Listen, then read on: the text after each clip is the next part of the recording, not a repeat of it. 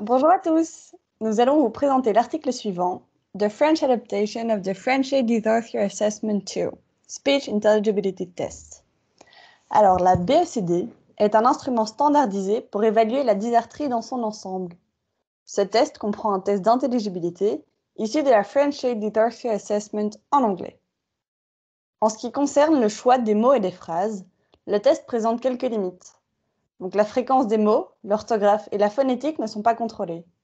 Les phrases sont répétitives et prévisibles, et le corpus comprend 50 mots et 50 phrases, ce qui entraîne un biais d'apprentissage quand ils sont utilisés régulièrement. Les auteurs ont donc d'abord fait une analyse de la structure du test pour en dégager les critères, pour ensuite l'adapter au français. Concernant la fréquence lexicale, ils ont repris une fréquence supérieure de 10 par million, retrouvée dans le test anglais. Cependant, la liste n'est pas homogène à cet égard. Concernant la structure phonétique, les auteurs l'ont analysée et chaque consonne de l'alphabet apparaît en position initiale, médiane et finale des mots de 1 à 2 syllabes. Pour les mots longs, les consonnes cibles sont en position initiale. Enfin, nous retrouvons des types grammaticaux variés, une variété de voyelles associées aux consonnes cibles et un point d'unicité le plus tardif possible. Les phrases varient de par le dernier mot, donc les structures morphosyntaxiques ont été diversifiées afin que les phrases soient moins prévisibles. Les modes et temps ont également été diversifiés. Et concernant les mots cibles, les auteurs de la version française ont décidé de garder une distribution phonétique cohérente en faisant apparaître chaque consonne en position initiale et finale. Les groupes consonantiques n'ont pas été inclus. Les mots cibles doivent également avoir une fréquence supérieure à 10 par million et ils doivent être différents de ceux qui figurent dans la liste des mots. Concernant la méthode, l'évaluation de la spécificité est la suivante. Les sujets contrôle doivent présenter une bonne intelligibilité. Pour la sensibilité, les sujets ayant un trouble de la parole doivent présenter un score faible. Et enfin, la validité de test est évaluée en utilisant une parole artificiellement dégradée, car d'après la littérature, il y a une corrélation entre la performance d'intelligibilité pour la parole dans le bruit avec la performance d'intelligibilité pour la parole dysarthrique. Pour le matériel, il y a déjà des ajustements qui ont été faits. Tout d'abord, l'amplitude maximale, elle est fixée à 16 bits, c'est-à-dire 90% de la dynamique du signal, pour que l'intensité soit égale pour tous les stimuli. Ensuite, l'ajout de bruit blanc connu dans la littérature pour une dégradation uniforme du spectre vocal a été fait. Et enfin, le rapport signal-bruit fixé à 4,4 décibels, qui correspond à un niveau sévère de dysarthrie pour la BECD. Pour l'évaluation de la perception, deux hypothèses sont à valider. Un score de plus de 90% d'intelligibilité pour les auditeurs sains et la présence de scores significativement plus faibles pour les stimuli dégradés.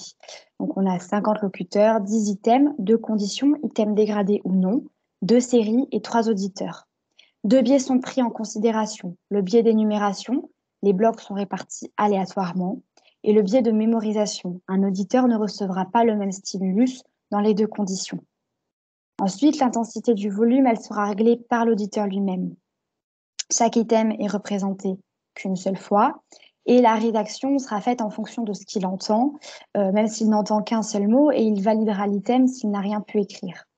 Les transcriptions seront comparées manuellement et l'intelligibilité, elle sera calculée comme suit, c'est-à-dire nombre d'éléments correctement transcrits divisé par le total d'items testés, et ça via une échelle allant de 0 point, inintelligibilité totale, jusqu'à 1 point, intelligibilité parfaite. Cette échelle, elle nous permet de comprendre les résultats. En effet, les items sans le bruit, pour les mots, l'intelligibilité est de plus ou moins 0,960 et pour les phrases, environ 0,978. Donc, on remarque que les phrases sont plus intelligibles que les mots. Et ensuite, pour les items avec bruit, les mots sont intelligibles à plus ou moins 0,557. Et pour les phrases, l'intelligibilité est de plus ou moins 0,667.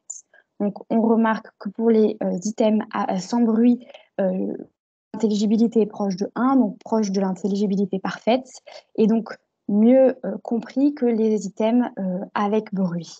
Donc, la différence est assez significative. En conclusion de cette étude, les deux hypothèses, elles sont confirmées, puisque plus de 95% des items ont été compris dans la condition normale et que la condition dans le bruit, elle impacte significativement l'intelligibilité. Ça confirme la validité de test pour les sujets témoins.